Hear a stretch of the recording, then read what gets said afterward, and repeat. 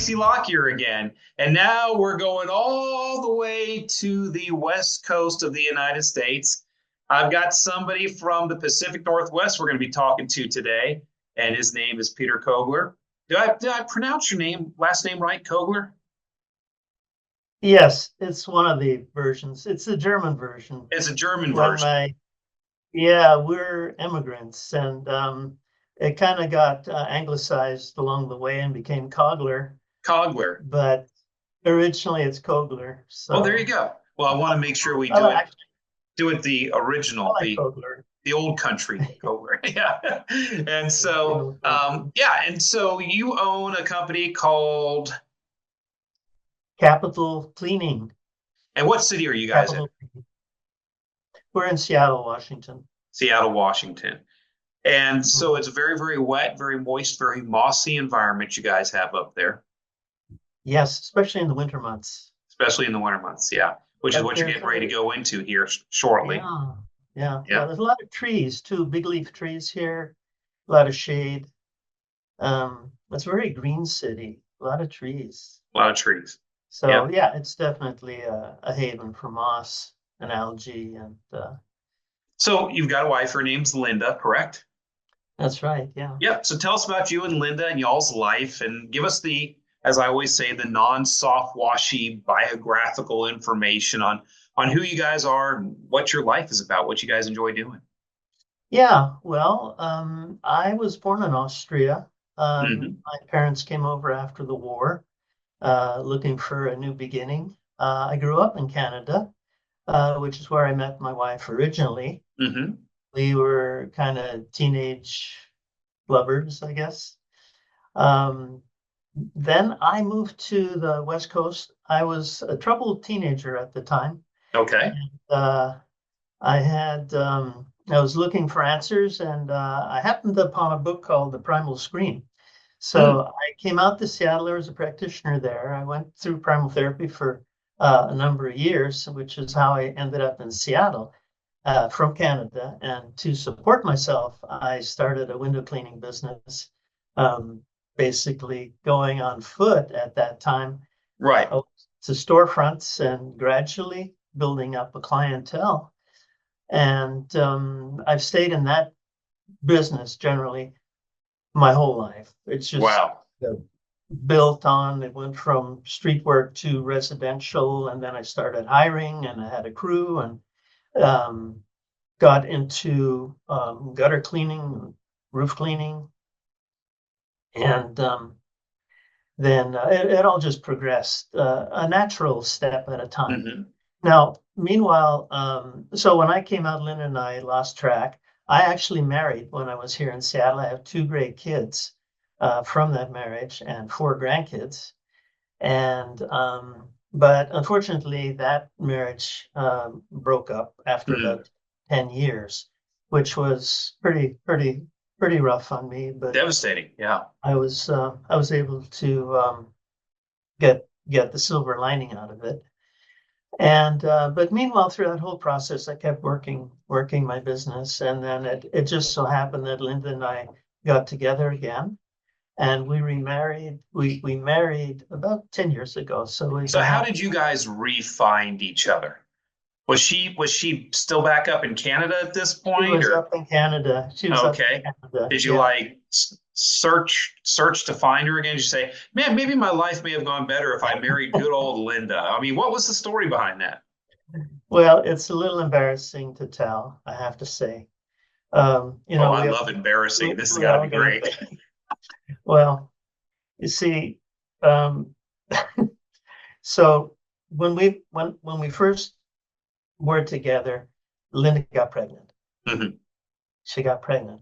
And I always assumed it was mine, but we weren't sure. Now she's gonna kill me because I'm not Well, supposed to what we'll do is we'll talk about this exclude at her all. profile so she can't find the video, right? Okay. But anyway, so and then one day, a number of years ago, about 10 or 12 years ago, it was on Father's Day, and something moved me to where I had to find out if I had another child out there. Yeah. That's why I called her. I called her for that. I said, I need to know, we need to do a DNA test. Right. Then come to find out, no, he wasn't my son after all. But it was a time when Linda was going through a divorce. And it seemed like we were both kind of ready to have companionship Mm-hmm. in life. And it so happened that we were compatible again. And she was always kind of in love with me. She always had a crush on me. And she's going to kill me for saying that too. Um, she came and so she kind of pursued me a bit. I'm going to die. But anyway, but I was ready. And she's a great gal. She is. Yeah, she's a great gal. She's And very determined. oh, she's strong-willed. Yeah. Yeah, very determined and strong-willed. Yeah, which one of the things that's driving her nuts because she really wants me to be retired so we can go into the sunset, on those And cruises, travel on the cruises and everything. travel and Yeah. do all that Yeah. because she was a teacher and a principal and accomplished, and she had been retired for a while. So she knows what that life is like, and she was very helpful in my business. She started the house cleaning part of it, and she was in there doing house cleaning until she finally decided, no, no, no, no, no more, no mas. But so anyway, and then my goal was always to be a success in business because I wanted not only to have something for my retirement, but I also Mm-hmm. had to want a certain level of accomplishment. Sure. And so for me, I mean, I was not a natural entrepreneur. Anybody who knows me would be amazed, really, that I ended up in this chair. But the and but even though it's not natural for me, people kind of pictured me as some kind of university professor, somebody in the, Mm-hmm. and frankly, I think that's going to be my second career as Mm-hmm. a writer. But anyway, even though it didn't come naturally, I could tell that it was demanding of me. Entrepreneurship was demanding of me development of my personality. Right. And that is the thing that the reason I've stuck with it. And many times I've gotten to a point where any normal sane person would have quit, but um, I looked at it as something to get through, to get through, and to see what the spirit wants me to do. I And just that's live such an by faith. important thing. Yeah, because you just talked about the self-development aspect is when you're an entrepreneur, you are your most important asset. You're also your biggest critic. You're also your worst competitor. You're that voice that's in the back of your mind that's telling you that you're going to fail, but you're also the voice in the back of your mind in your other ear that's telling you, come on, you can do it. And so in business, most people who are very, very successful are the ones that focus on developing themselves and pouring energy and time and education and mentorship and coaching and all those things into themselves to develop themselves, because everything that is an outflow of what your personality and your capabilities are. Well, Well, I've noticed over the years as I like say I don't see someone for a year or mm-hmm. and I go back and I'm with them and I can tell I'm more confident in a social situation. I'm more Sure. calm. I'm more objective to things. So it's like I'm growing in confidence and competence. And so it's like a little check every now and then just to see how I'm doing. And I'm very pleased really with the direction of things, even though I have, very large challenges in Mm-hmm. business. But then I know that that's how business is. Right. I mean, to get to, I mean, I'm looking at it like the entrepreneur, the entrepreneurs are like the leaders of society. Sorry, this is going to stop in a sec. they're like without the entrepreneur organizing everything, training people, making it Right. happen, they're like the princes of the economy, Sure. Sure. Yeah. entrepreneur. And so I don't mind taking on that mantle, even, if I have to grow into it. Well, So there's no real new frontiers anymore. Entrepreneurs back, 500 years ago were ship captains and and they would yeah, would go and discover new lands and try to find new revenues and be able to bring bounties back to the different kingdoms of Europe and and so there's no real explorers or anything else like that anymore. There's nothing to be done as far as that. So the last great frontier is self-development and also to developing businesses that can create opportunities for other people. mhm, Yeah, yeah, I can totally see that. When you already mentioned that you got into cleaning by starting window cleaning just to basically stay alive.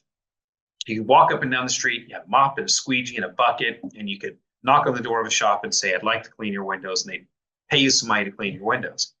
It was a hustle basically, and in a positive way. You were hustling up money, and so mhm, that little by little grew to you yeah. having a business. And you've done this all your life. You are a window cleaning lifer. Mhm. How did you find soft wash systems then? What made you decide to do more than just windows? Well, the progression beyond window washing was quite natural because we focused eventually primarily on the residential side. And of course, it became an easy add-on to do gutters Sure. and then to do roofs. Hmm. And so we were well established in that niche before I ever heard of soft wash. Hmm. But I wasn't really that pleased with the method. It had its disadvantages. We were up there with metal brushes, and it just wasn't. I mean, it's all we knew how to do. But Right. and then I was watching YouTube, and I saw this guy all dressed in white with a floppy white hat on the roof spraying, and I won't say it was love at first sight, but it really caught my attention. And I thought, that is a better way to do it than what we're doing. Right. And one of the benefits of the COVID period was the payroll protection uh, uh, payments or plan or whatever, PPP. Right. During COVID, yes. Yeah, which suddenly made it feasible for me to make the major investment that it took to get the truck and the skid and the training and everything else. So that worked out just great. And then can I just sorry, only rings twice. Um, so that worked out great. And then I began to just get into the soft wash part of it. It's so well organized. The training is the whole business system is so well thought out that it actually became a company within a company. So So you've taken this trip and you've got Linda at your side. Linda helped you start the housekeeping. So you're also are you still doing the housekeeping business? yeah, that's the most automated part of our business. Mm-hmm. Mm-hmm. Everyone's on a 2 or 4 week schedule. Uh, Mm-hmm. we don't even have to do anything except do the invoicing. Sure. So really, she has a much better and more profitable, perhaps, an easier part of the business than I do. She did very well, and she's a little hard nosed. Um, A little? she is hard nosed. Yeah, She is hard nosed, yes. she's hard nosed. She's Well, a very, very driven. You guys make a really good team because you guys cover each other in the areas you're weak, she's strong. In the areas she's weak, you're strong. Which I think is a really, really incredible testament. A lot of the way I judge when we look at people to bring them into the network and accept them as licensed affiliates of soft wash systems, I really like to get to know the whys because the whys will really tell you a story about the man. And if the wife does not complete the man, then I'm really not interested in the man. And so and the wife has to be supportive, and the wife has to have some drive, and because if you don't have a good wife at home that's encouraging to you and supporting you and loving you and be your helpmate, your partner in life, it just makes everything so much harder. Oh, it would, yeah. And in a way, it was kind of hard for me when we were button heads Mm-hmm. because she just wanted me to dump the whole thing. It's too much trouble. It's too much. You're not making any money. Just dump it and let's go off into the sunset. And Yeah. so we were button head. We actually, really, it was like the irresistible force against the Immovable object. immovable object. Yeah. But I think at one point she came to decide that, well, he's an old mule, and I think I'm going to stick with him. So we've kind of compromised in a way. She has a very strong heart for her family, for her kids and grandkids. She didn't want to miss the grandkids growing up. Right. And so the way she has a condo in Quebec, and lately she's been spending quite a bit of time there. Mm-hmm. And I go up every now and then for a few days, and it seems to be working out. It's not a permanent thing, but it's a way of adjusting to each other's desires. Right. Yeah. Because whenever you have a blended family, it's really, really difficult. She's got grandkids, you got grandkids, you got split family, children. Christmas is always a couple places, Thanksgiving's a couple places. It's hard to cover all of the bases when you have a blended family like that. And and as you get older, you get more mature, and it's like, yeah, so she's gonna go and stay in the condo for a few weeks and go visit her family. It's not going to hurt your feelings. I mean, you miss her, but we don't get threatened by it or anything else because she's got family there. So it's not a big deal. But at the same time, well, first of all, Quebec is beautiful. It's beautiful. I love the river, love the hills there, especially, well, now we're in the first week of October, especially the end of September. Going to the first week of October is really their Thanksgiving period. And so everything's fall festival and everything's decorated up there. Love that part of the country. And so I can understand why she's there, especially right now. And it's a really nice part of the country.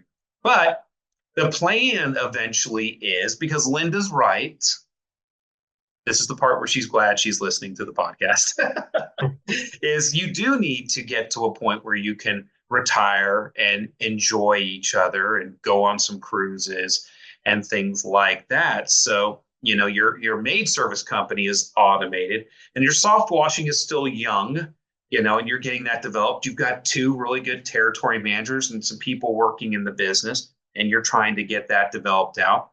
What's the kind of plan or the future for that? What are your goals? Where are we going with this thing now? Well, I have a plan to be a five-star company. It's a little beyond my reach right now to imagine how we're going to get a second truck. Sure. Um, we're just growing organically. I don't know what to say. My territory managers are learning the skills of sales, and they're getting better at it. They're starting to bring in some nice jobs, Mm-hmm. and both of them are interested in taking over the business when the old man isn't around. Sure. The old man may want to have some kind of residual income from it, but I'm trying to develop leadership within the company. We'll see how it goes. I can't quite, and maybe, you see, the problem with selling it is that an investor with no experience and background in soft wash may not be that familiar with how it runs. Sure. So to develop leadership from the inside seems, like a viable thing, but it's a picture that's coming into focus. And the problem I've always had with Linda is that I cannot predict the future. So she wants to know how long, when, what's going on. And all I can say is, well, I'm developing it. It's coming along, but I don't know the timeline. Well, And it's sometimes it's taking control of the timeline and making it your slave, and just deciding, well, I can leave for a week per month. The ship's not going to crash in a week. Let's go on a cruise. I Let's think go something and like spend a that. week in Quebec. I'll jump on a plane, and just do that 1 week per month is a good thing. I mean, it's for me, I had to decide, COVID screwed it all up for all of us, and by 2019, I was at the point where the business was running itself and everything, and I was pretty much semi-retired. And COVID happened, and I got pulled back into it and steering it and what's going to happen with COVID. And then we got really, really busy in really different ways, and other businesses started growing. But then, you start to say, okay, how do I gain some of those things back? You say, okay, Fridays. I'm I'm I'm not going to go into the office on Friday, so I'm going to make every weekend a 3-day weekend. And then you're like, okay, Thursdays I'm gonna work from home, and then I'm going to start, let's take 1 week a month, and that's really what you got to do is you've bolted on soft washing as part of your engine. You have the maid company, you have the soft washing company, and you've got some team members that are willing to run it, and you start giving them a chance. And the trial run is 1 week a month. That's And, right. and that can be a really, really good thing. Because Yeah, I Linda's right. followed How old are you now? 70, yeah, 76. I just had So a birthday. I just yeah. had a birthday on the 23rd. So you're 76. Yep. Happy birthday. My birthday was on the 26th. So you're a September baby like me. Oh, yeah. And at 76, most people would be retired. But you're trying to build something that you can be proud of because you're trying to accomplish something. And that's good. But also too, you're building a lifestyle business. So you have to start dreaming about what do you want to do. I think Linda's doing enough dreaming for both of you guys, though. At least um, for the retirement part of it. Yeah. But yeah, But yeah, that can get old too. I'll always have to be, involved with something, sure. you know. Well, you Uh, mentioned writing. Tell us a little more about that because I think that's something you and I share. oh yeah, well yeah, I know you've heard of it. Uh, I wrote a book. I haven't. Yeah. I published it through Lulu, which is kind of a do-it-yourselfer, and I also have another publisher who is going to make a hard copy out of it, another hard copy, and we'll get it out on Amazon and all that.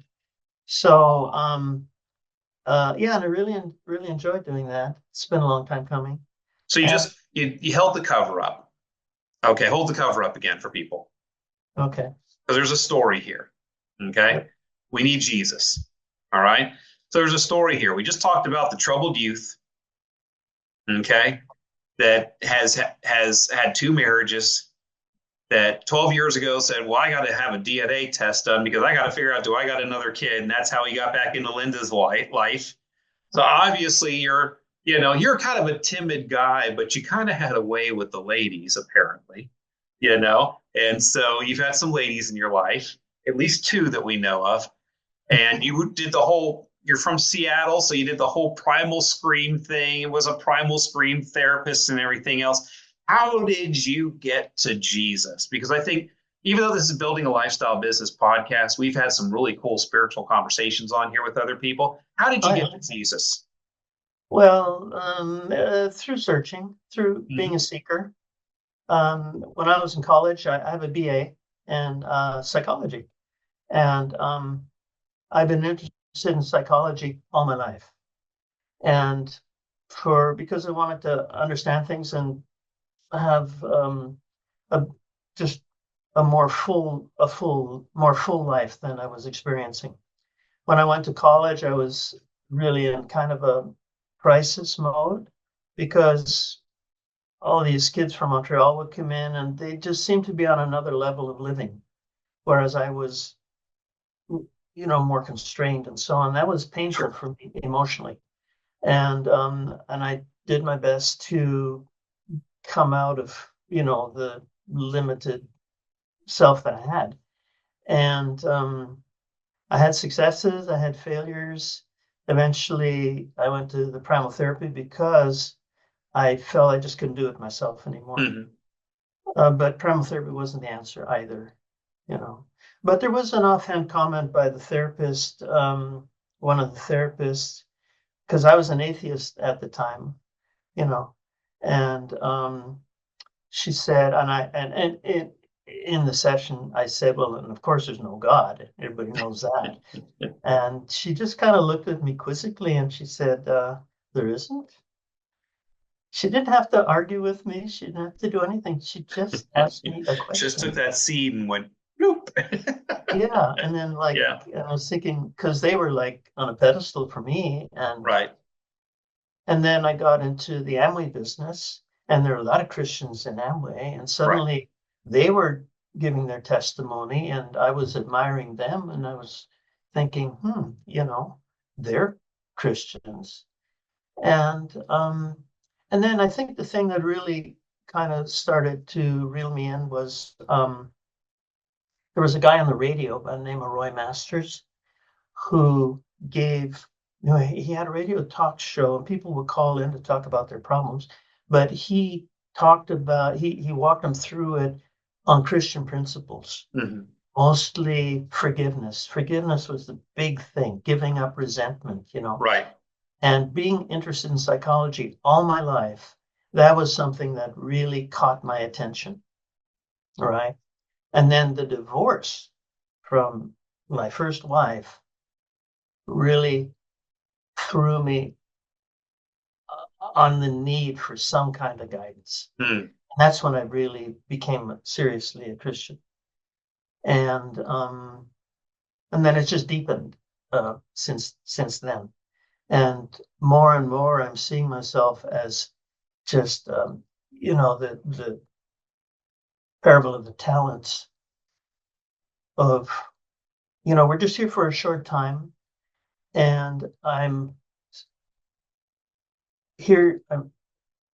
It's my mission to honor the Lord through my work and my Right. relationships and everything else, and honor Him. And the Spirit, the Holy Spirit, of course, is capable of anything. So I'm always asking myself, what would the Spirit do? Is the Spirit coming forward through me? Are you in And tune with the spirit? yeah, and then suddenly I really want to succeed because I want to be a testimony. So that's been, and then the my walk has become more and more integrated. Everything's starting to become more and more meaningful within my Christian walk. So, and the other thing is too that I want to be an example, Hmm. an an influencer for good. And for my grandkids, even my kids are watching me, because they've Right. seen me struggle. I used to be like the family joke, you know, struggling and never getting anywhere, and poor dad. And but my daughter's always been the one who's always been on my side.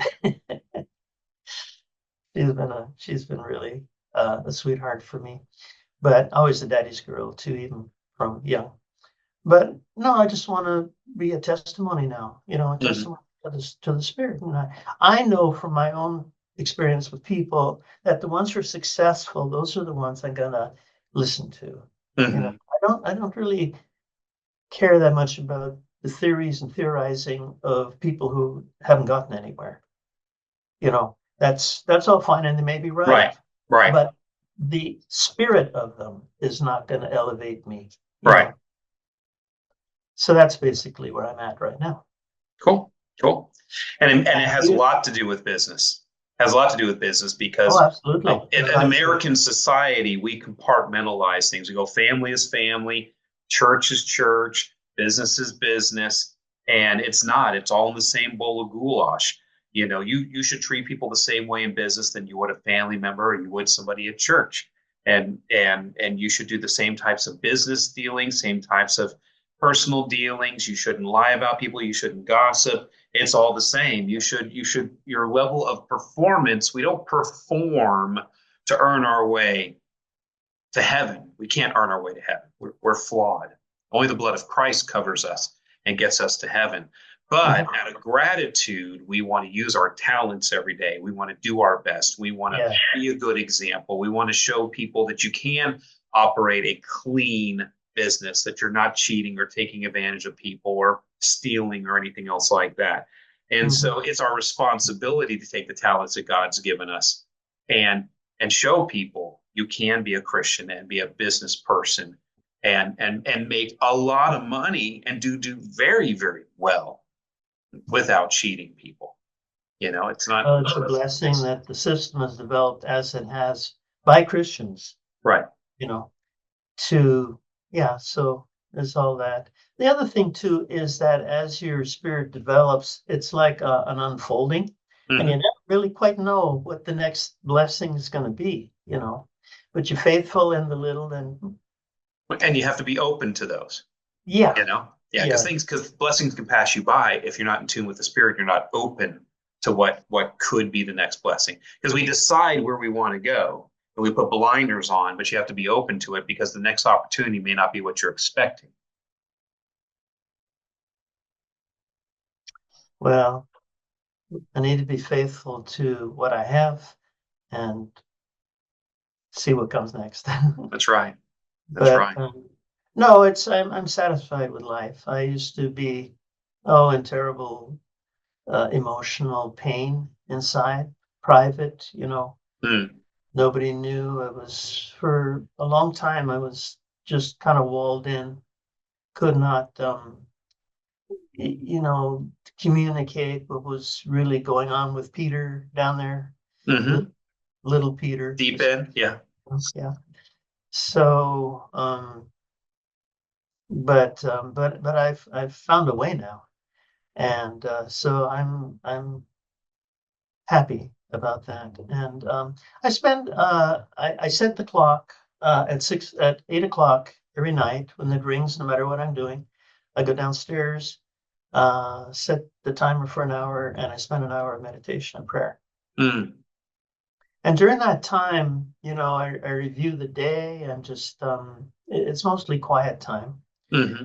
But I get I get little nuggets from the spirit, little bits of understanding and little bits of insight and it's a time to express gratitude and so on. So that in itself has been a very helpful thing, for my soul. And and sometime I about a week ago I failed. I went and watched the Sounder soccer game after, even though it was 8 o'clock. But next day I did not. I felt like I'd lost a bit of You just fell off. momentum here. Yeah, Yeah. I lost a little momentum. I didn't put Jesus first. I put the game on. So I learned my lesson yesterday. The game was on. They always have it on at 7:30 at night. Uh, that I turned, that I Well, the good thing is nowadays you can have pause on the game, go have your quiet time, and then go back and finish the game. well, anyway, Just don't let anybody slip and tell you the score, right? well, I love soccer. That's the other thing I haven't mentioned yet. I still play soccer twice a week. Oh wow, really? That's great. I need it for running, Yeah. for exercise, and so I enjoy that, and it's primarily my exercise, except for my morning routine Yeah. when I get out of bed.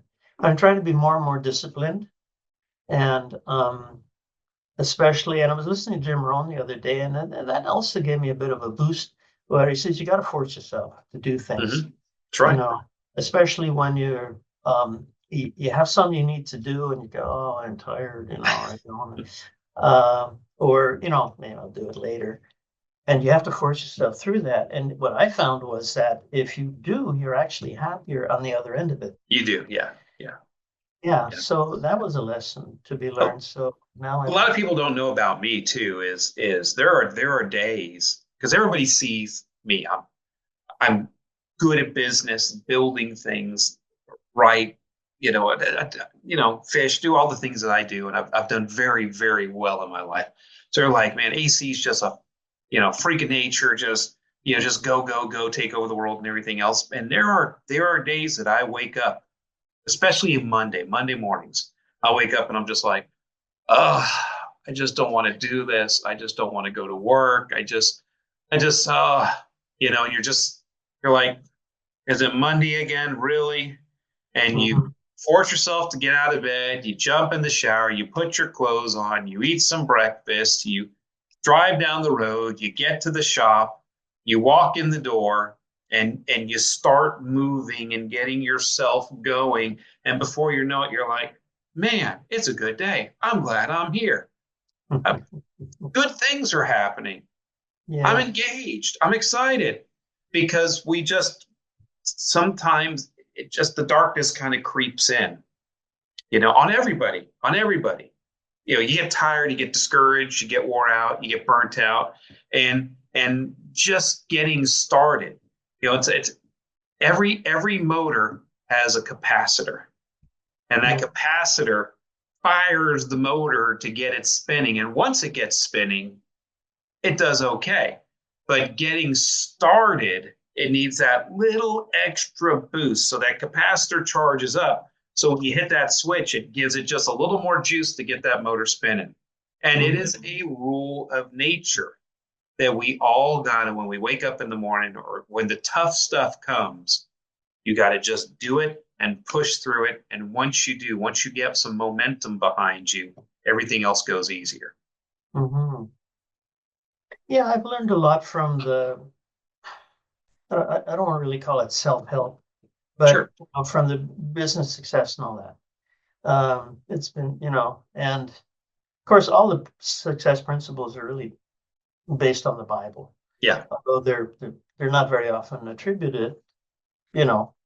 But um, the thing is that if you have a goal, and see, I'm just, incorporating all these ideas into my life a step at a time. But if you have a goal, you have made a commitment to yourself. And if you don't pursue that, you feel terrible, That's right. you know, and And that, nobody else could know because you may no, not have told no, anybody it's else the goal, exactly, but it's a very, yeah, yeah. So, so I know that that extra half hour in bed or whatever, may be at the time kind of comfortable and whatever, and you skip the routines and whatever, but you pay the price. hmm You do pay the price. So, and this is what I'm learning too. So more and more, I really feel like, hey, I don't really have a choice with this because either I'm going to succeed or I'm going to be totally depressed and suicidal. So which is it going to be? So, it's just come to that. There's no more choice involved. You gotta see it through. Yes, you do. That's how it is. Well, so what would you tell people, especially people that are going to go through these podcasts, they're going to look at the pictures, they're going to see a guy in his 70s, and it might be another guy in his 70s looking at doing a business or maybe getting a business for his family to work on or whatever. They're going to see your picture and somebody's going to relate to you and your story and the decision that you made about soft wash systems. What would you say to them? How would you encourage them? Well, I would say that it's a great vehicle. It's a service that is first rate, but it's not easy, and it depends how much they need to learn. It depends where Mhm. they are on the learning curve. They have to be able to put up with a lot of stress, especially if they're not really up to speed in the entrepreneurial world. Right. Uh, but it is worth it. What doesn't kill you makes you stronger. So I would say, yeah, definitely go for it because it is going to make your life more meaningful and your legacy more meaningful, and you'll be a better person for it. Now, you may or may not get rich from it. That if that is your only way of measuring it, you'll probably quit That's right. because it's not overnight. It doesn't happen overnight. And there's more to it than that. Yes. So I would say, congratulations for having ambition, but you must set that goal in front of you and just say, no matter what, because it's going to surprise you how hard it is. You won't be expecting it. And but that's only because you're ignorant of the entrepreneurial life. But you'll learn, and then You'll learn. you'll be among the fraternity of the entrepreneur, and There you go. it's well worth it. Yeah. It is well worth it. So if you want to become part of the fraternity of the entrepreneur, as Peter said here, you may want to consider getting into soft washing with soft wash systems. But listen, whether it's soft washing with soft wash systems or landscaping, gardening, carpet cleaning, carpentry, roofing, plumbing, HVAC, whatever business you decide to start, you're building it to create a lifestyle for yourself to help you achieve your life's goals and dreams. Your business is just the engine to propel your lifestyle. So it's not always easy, like Peter just said. You have to have tenacity, but it might be for you so that you can have your own lifestyle business. Hey, Peter, thanks for joining us this week. My Appreciate you. pleasure. Mm-hmm. All right, great. So, guys, if you like this podcast, go ahead and hit like down here, share it on your social media, and also go ahead and subscribe so we can let you know when the next great Building a Lifestyle Business podcast comes out. As always, guys, this is AC Locke here. Go forth and prosper, and I will see you on the next podcast.